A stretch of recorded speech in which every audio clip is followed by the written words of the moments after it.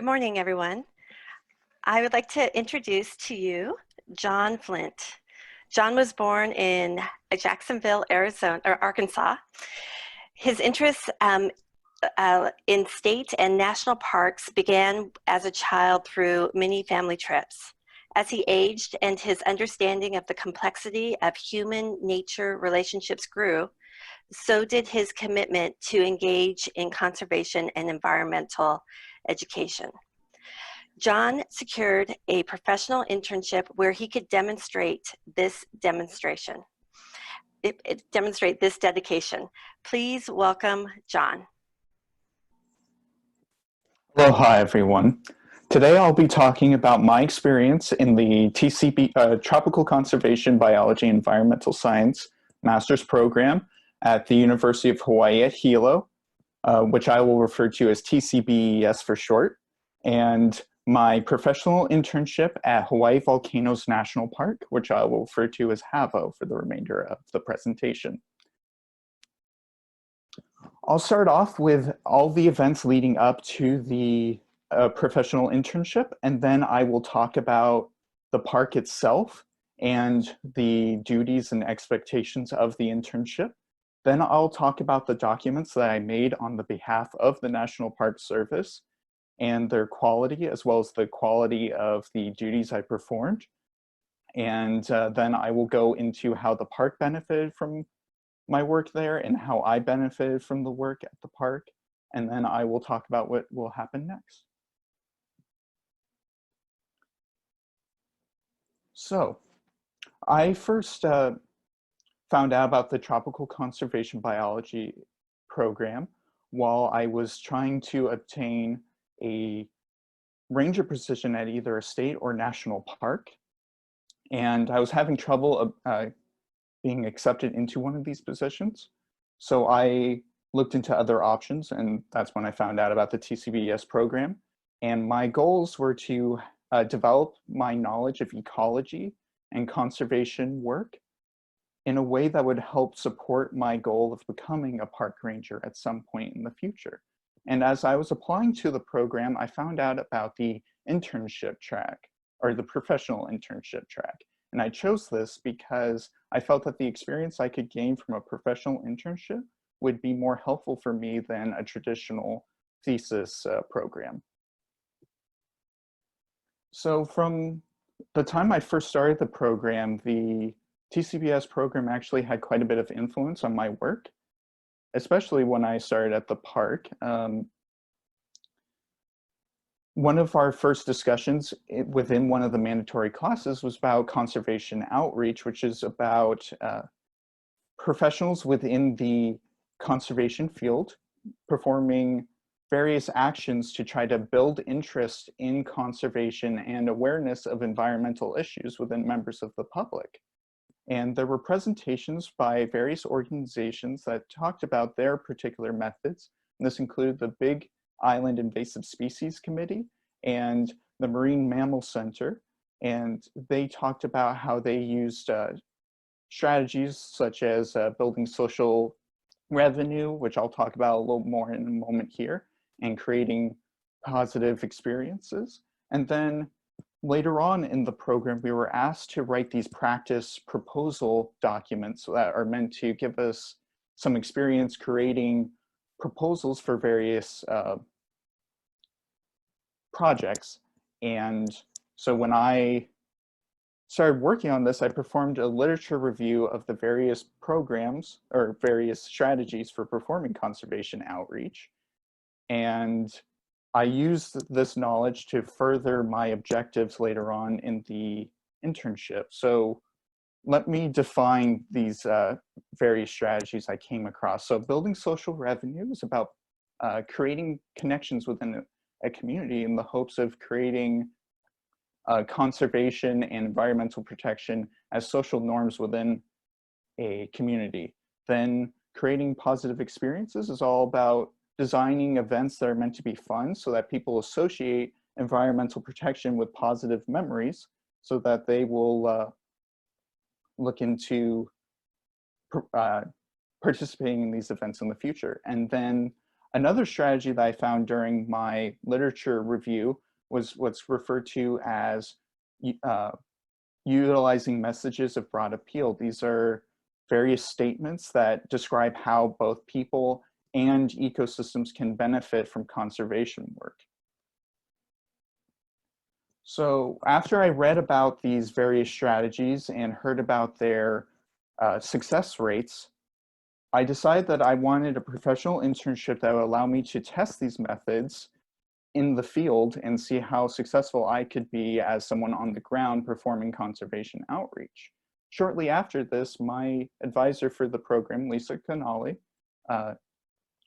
informed me that she had spoken with Capona McDaniel, the youth and volunteer coordinator at HAVO, and that he was interested in interviewing me for an internship with the interpretive department, and I accepted.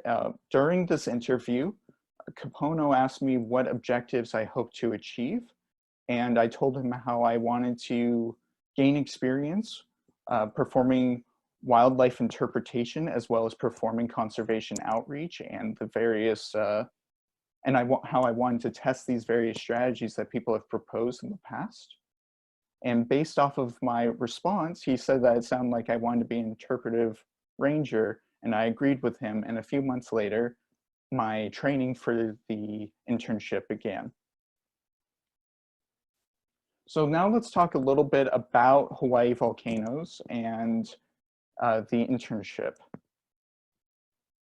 So Hawai'i Volcanoes became a national park in the early 1900s. It was its inaugural day was August 1st, 1960, and over its history it has grown. Currently it's around 520 square miles in size and contains two of the world's most active volcanoes, Kilauea and Mauna Loa. In the year 2018, Kilauea underwent a massive eruptive event that changed life for the Big Island as well as for the park itself. The park closed for a period of a few months, and upon reopening, 10% of the park remained closed. This includes some of the popular areas to visit, which were Jagger Museum and Nahuku, or Thurston Lava Tube. So the purpose of the internship was, first of all, to assist the national park with its objective to protect and study natural and cultural areas within the park's grounds, as well as allowing access to the public for the purposes of education and recreation. In addition to this, I also hope to gain experience working as a ranger at a national park and learning more about the National Park Service as a whole, and finally test the proposed persuasive strategies that I discussed about just a moment ago. So how do I accomplish these things? Well, I worked as a volunteer in park interpretive ranger. This is the volunteers that work for the National Park Service and in my case with the interpretive department. I had a number of duties. These included performing guest service operations, such as answering questions and providing wildlife interpretation, performing roves, which are hikes that rangers perform and they interact with the guests that they encounter along the way, and then the ranger guided activities. These are the ranger talks and other events that rangers lead that are meant to help bolster the experience of the visitors. So let's talk about how well I performed at these various duties.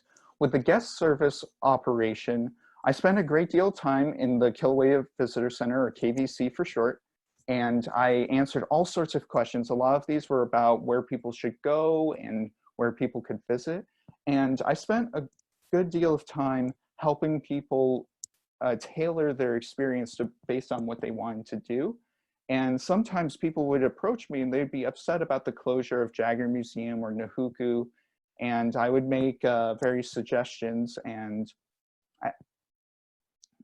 after they started saying what they wanted to experience, I would then use storytelling strategies and other methods to excite them. And often by the time I finished describing their alternative activities, they almost completely forgot about the closure that they were originally upset about. And some of them even said that they were going to extend their stay at the park. So I would say I was pretty successful at performing the visitors assistance operations. And then my favorite duties were the robes. These were a lot of fun for me to do, especially because a lot of the questions I received during these were more focused on wildlife and ecology. And there were times where I'd be answering some people's questions and others would start gathering around me. During one of the really busy days at the park, I had 70 or 80 people gathered around me in this more impromptu ranger program that just started off as answering a couple questions.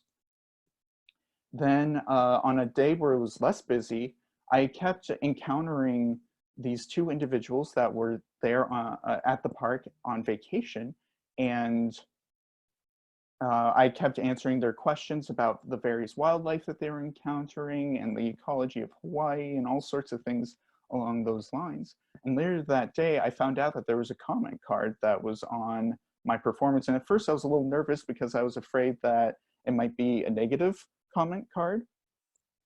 And so I started, like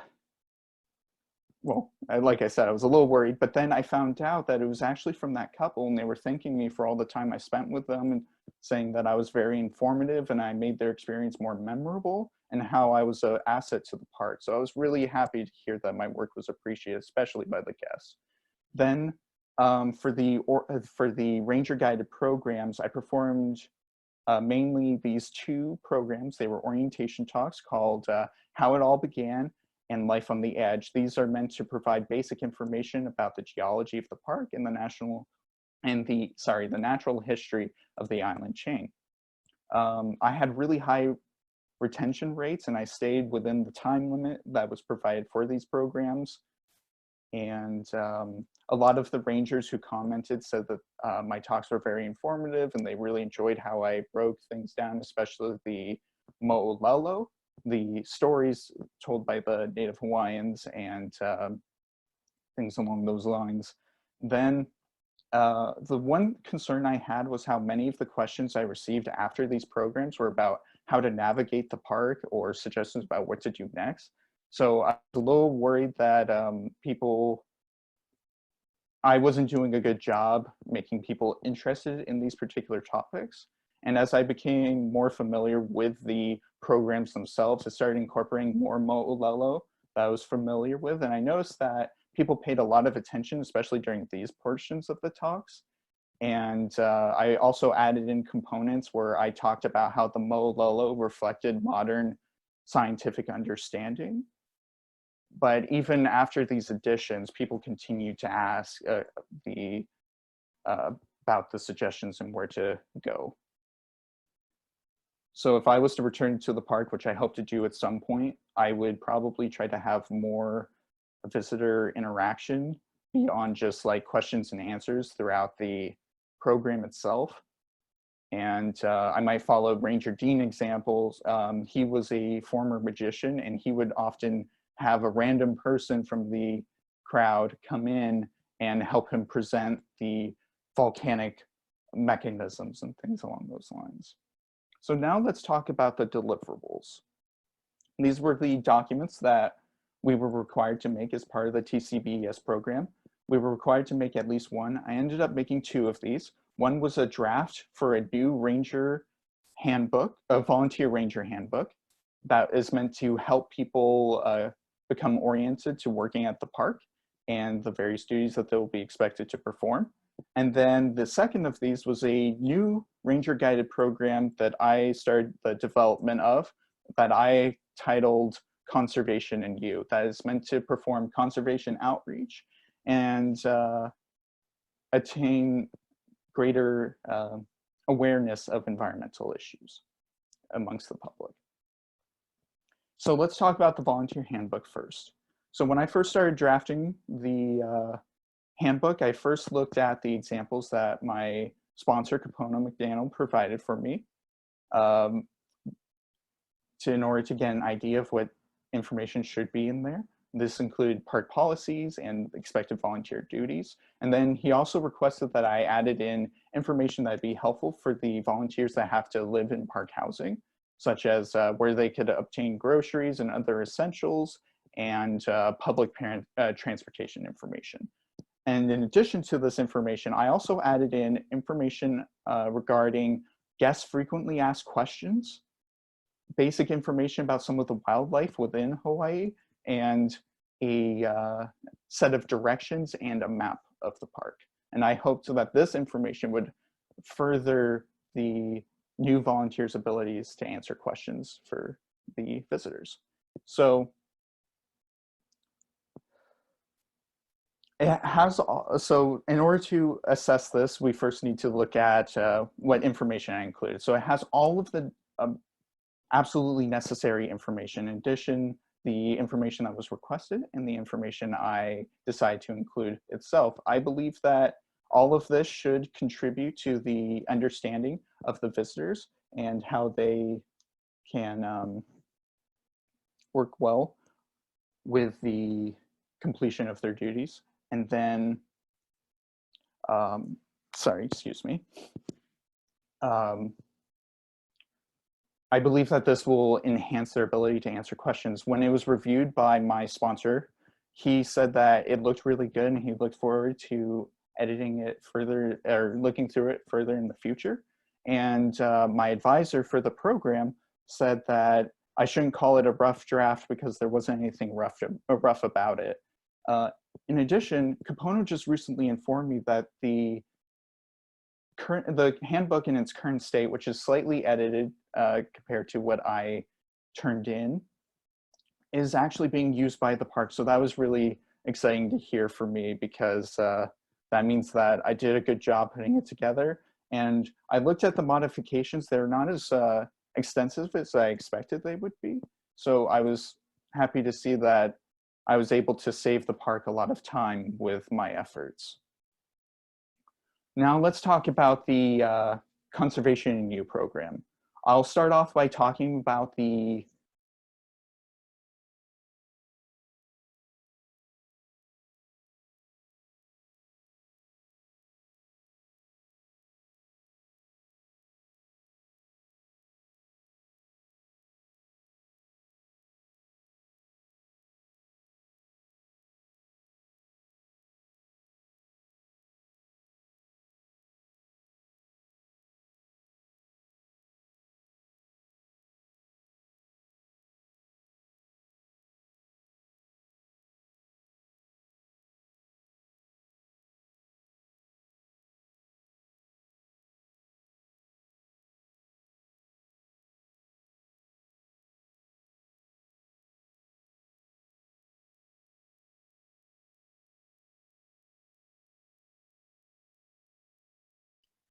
Well, it seems that John experienced a bit of technical difficulty.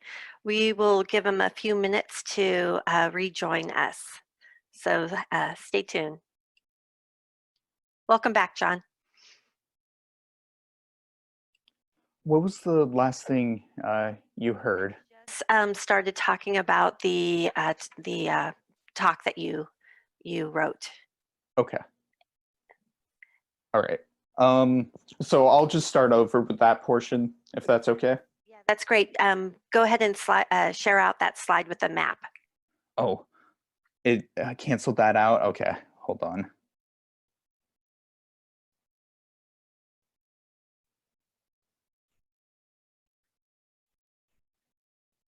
All right, can you see it again? Sure, yeah, we can see it. And if you go into presentation view, it's in, perfect, great, thank you. All right, sorry about that, everyone.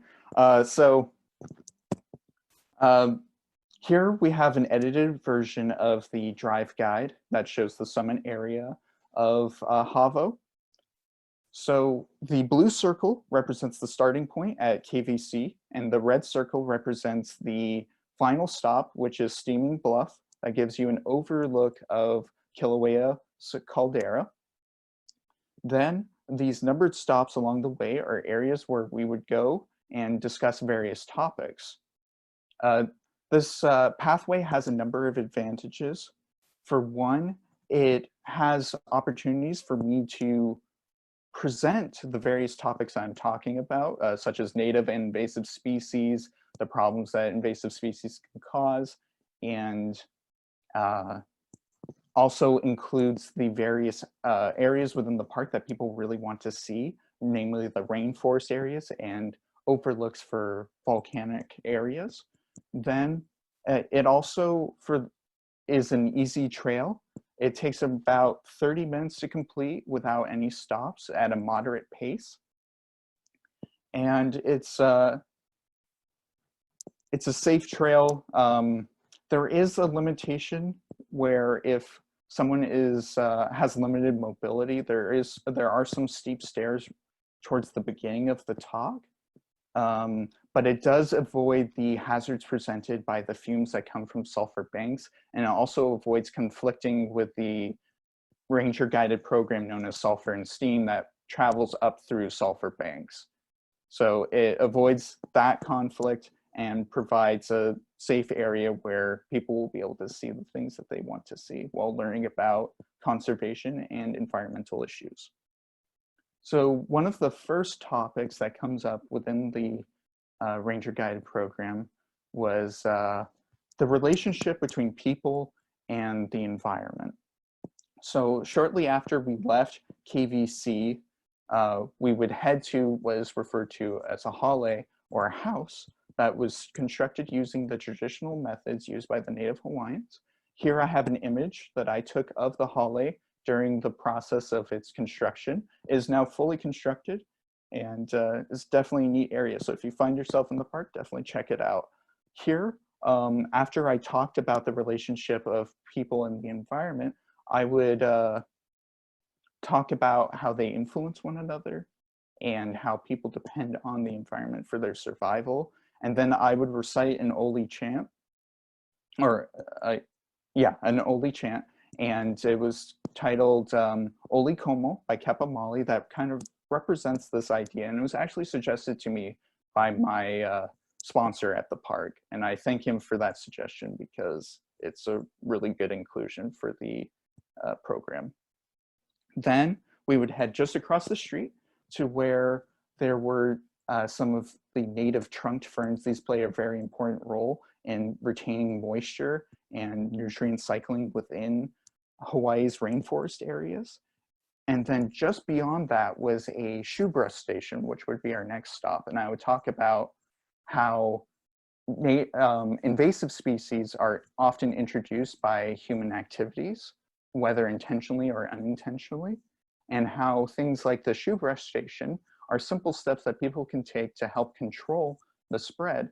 And I also talked about how they can help reduce the spread of various diseases, such as rapidohia death, which is a fungal infection that was introduced and has been a major threat to one of Hawaii's major species, the Ohia lehua, which I actually have a picture of here.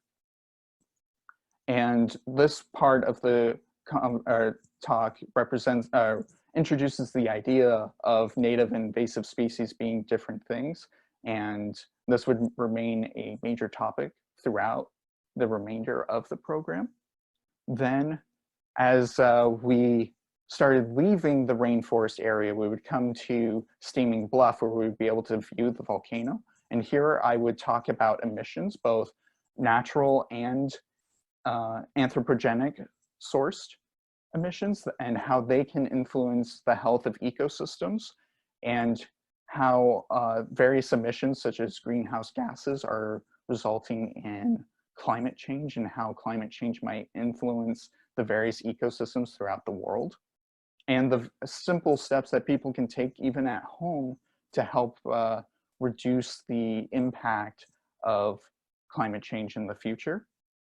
And I tried to keep all these messages as hopeful as possible. That way people wouldn't feel discouraged from participating in these various activities.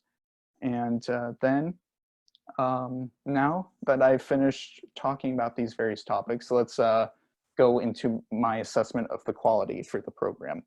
The I spent a great deal of time preparing the talk, and I feel that it shows because of all the planning I demonstrated to you regarding the pathways and the health concerns. And I didn't mention this earlier, but I tried to keep all the information really simple. That way it's easier to remember despite the large amount of details that I was presenting throughout the talk. And then it also incorporates all of those persuasive strategies that I was describing at the beginning of the talk. I built social connections by having all of the people within the group introduce themselves at the beginning of the talk. And then as we went along, and for the creation of positive experiences, by including the rainforest areas and the overlook of the Kilauea volcano, I feel like it makes the talk itself more memorable, and hopefully people will remember it as they are living their daily lives and they think back on their trip and maybe even what they learned during the program. Then for the messages of broad appeal, when I talked about the relationship of people and the environment by talking about how both could benefit from conservation work, I feel that this incorporates the messages of broad appeal.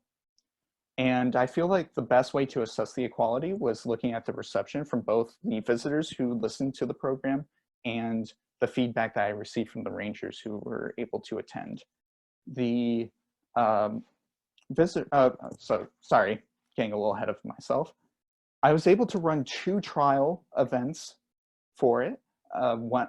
And between these 2, I talked to 19 visitors total, and no one left early, which is rather rare for a ranger-guided activity.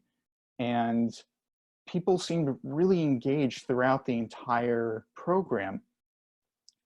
And I even got to see the persuasive power of the program in action. One of the individuals that accompanied me along the way, she expressed how she thought that many of the invasive species that we encounter were really pretty and how she wanted to plant many of them in her garden. And people within the group started voicing how it would be bad to do that because of the impacts it could have on the environment. And at the end of the talk, during the question and answer portion, she was amongst those who was asking me where she could learn more about invasive species and what plants would be safe for her to plant in her garden. So I thought that was really neat to see. And when I asked the rangers who accompanied me for their feedback, Ranger Benita, who accompanied me on the first trial, she said that it was very informative and that she learned even more than she was expecting to learn, and how people seemed really engaged, and how, and she concluded by saying that if the talk is made one of the official programs of the park, that she would like to lead it if I was okay with that. And I said, absolutely, because that's what I wanted. I wanted to have a program that was specifically focused on conservation outreach that the park could give in the future. And then on the second talk, I was accompanied by volunteer ranger Susan. And she also said that the talk was very informative. And she said that despite all of the information that was included, it was very easy for her to keep track of it all. And she felt that the program should be made an official program. So now let's talk about how the park benefited and how I benefited from this experience. So Havo, like many national parks, does have limited staff due to budget cuts that have been experienced throughout the system in the past. And by having volunteers and interns such as myself assisting with the various operations, the parks are able to achieve more of their objectives. And in addition to this, the deliverables that I create should help at least save time developing a new ranger handbook, as well as hopefully better prepare the volunteer rangers for their duties by giving them something they can review beyond the training that they will receive. Then for conservation in you, There's a new ranger guided activity that performs conservation outreach, which in the past, there hasn't been a program focused on this. It was always a component of each one, but never focused on performing conservation outreach alone. So how did I benefit? Well, I got to achieve everything that I set out to achieve. I got to learn more about being a ranger, as well as more about the National Park Service. And I even got to learn how to develop various documents on the behalf of the National Park. So that was even more than I was hoping to achieve. And all of this came together to confirm my desire to be a ranger in the future. So speaking of that, what's next for me? Well, as of a couple months ago, I was accepted for an internship at Kolokohonokahau National Historical Park, working as a geoscientist in park. And I'll be specifically working with endangered seabirds to help track their nesting sites, and other information regarding these seabirds to better protect them. And I'll also develop an interpretive document, which is going to essentially be a pamphlet about the various species that we'll be working to protect. And I don't know how COVID will affect this component of it, but I was also going to assist with developing monthly volunteer days. So mahalo everyone for listening. I've enjoyed giving this talk today, and I would like to thank my advisor for the program, Lisa Canale, as well as the other members of the TCBES department for all your support. And I would like to thank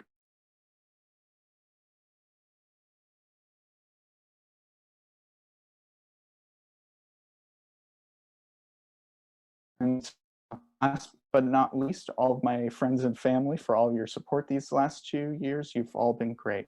Mahalo again. Thank you, John, very much for your fantastic presentation. I was wondering if you could share a bit about the work that you did in the park that you did not mention. For one, like the work that you did on building the structure. Okay, yes. So on one of the days for my work, it was one of my first days working at the park, I was asked to assist with the construction of the hallway, the one that I pictured. Let me go back to that slide real fast. And I started off helping with some of the basic structure, and namely helping with getting all of the various rope and things that we needed to help keep the structure together. And then after that, I was assisting with the thatching of the roof. So you can see some of that thatching here, these palm fronds here. I don't know if you can see my cursor, can you? Yes, we can see it. Okay, so when I was doing that portion, I was mainly just climbing up and down the, for lack of a better word to describe them, the rafters, and getting to the palm fronds and climbing back up to get to those who were actually thatching the roof. I also participated in 2 cultural events.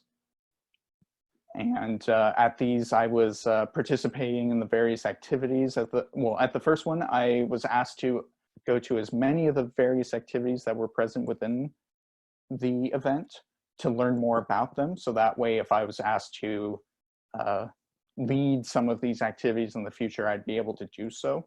And then at the second, I was at a Ohe Kapala stand where I was teaching people what the stamps, the Ohe Kapala,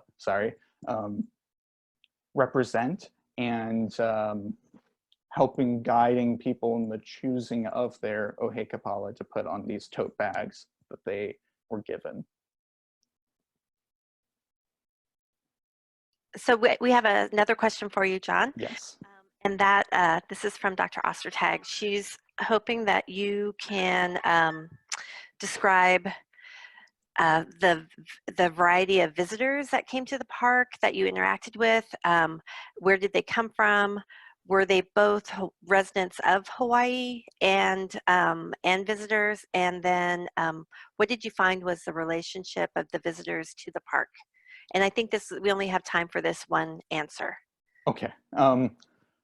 So and regarding that, there were people from all over the world that were visiting. There were definitely more people who were from other locations than Hawaii, than those who were residents of the islands. In regards to people's relationship with the park, a lot of people, well, there was a wide range. There were some people who had been coming here for many years, had all sorts of fond memories. So for them, in some ways, it was kind of a part of their family. But for others, it was seen as kind of, for lack of a better way to describe it, kind of a sightseeing area where they could go out and experience some things that they can take photos of and then head elsewhere afterwards. So there's no one way to describe how people related to the park itself.